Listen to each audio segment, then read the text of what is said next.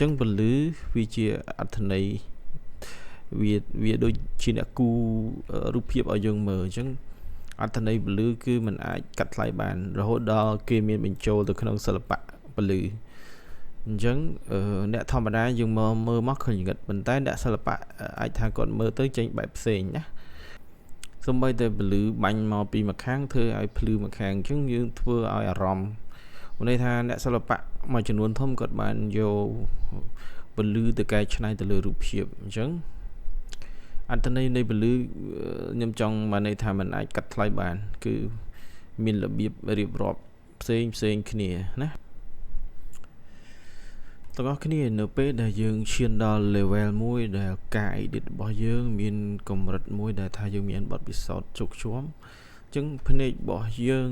មិនថាអ្នកថតមិនថាអ្នកកែទេគឺមើលទៅដែលយើងអាចទាញអត្ថន័យពលឺយកមករៀបរាប់បានដូចរូបភាពនេះបើសិនជាអ្នកធម្មតាគាត់មើលគាត់ថារូបនឹងអាចថានឹងខ្មៅអីកន្លែងមុខកន្លែងអី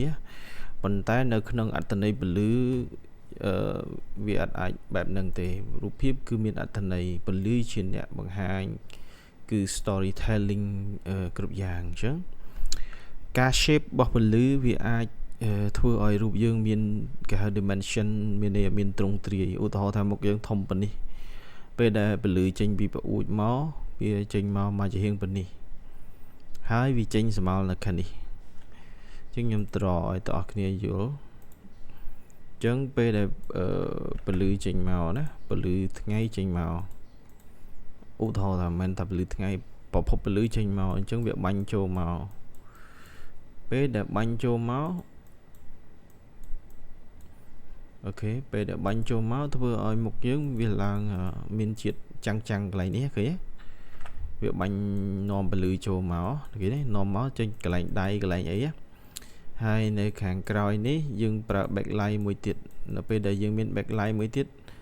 ខាងនេះក៏មានខាងនេះក៏មានអញ្ចឹងធ្វើឲ្យស្រមោលរត់មកនៅកណ្ដាលនេះអញ្ចឹងធ្វើឲ្យដៃរបស់យើងទ្រង់ទ្រាយដៃយើងដែលធ្លាប់តែធំទៅជាតូចអញ្ចឹងបើន័យថាពលឺវា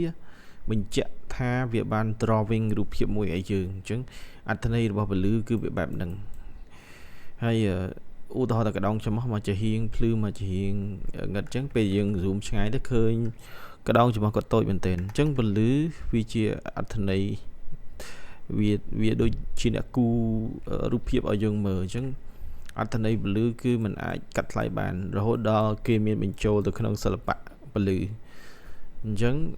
អ្នកធម្មតាយើងមើលមកឃើញងឹតប៉ុន្តែអ្នកសិល្បៈអាចថាគាត់មើលទៅចេញបែបផ្សេងណាហ្នឹងខ្ញុំមិនចង់វាតម្លៃថាការថតនឹងវាបែបសិល្បៈអីទេគឺខ្ញុំចង់បានន័យថាពន្លឺវាអាចបង្កើតជារូបភាពសិល្បៈបានគ្រប់យ៉ាងទៅលើការបកស្រាយរបស់ photographer editor អីផ្សេងណាអញ្ចឹងយើងអាចមកមើលឧទាហរណ៍ចេះបានតោះថាប្រភពពលឺ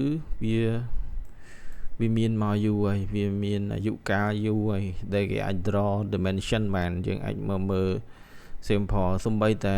ឧទាហរណ៍ខ្ញុំមើលរូបនេះមួយចុះ